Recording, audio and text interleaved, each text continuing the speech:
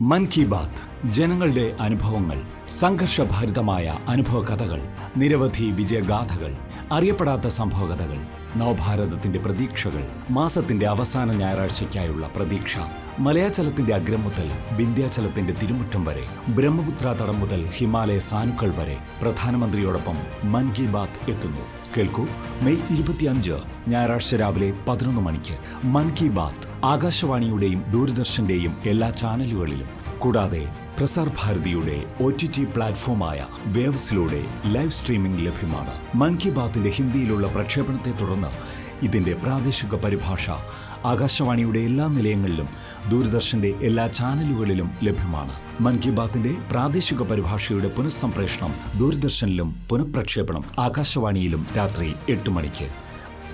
മറക്കാതെ കാണുക, മെയ് 25 ഞായറാഴ്ച രാവിലെ 11 മണിക്ക് മൻ കി ബാത്ത്.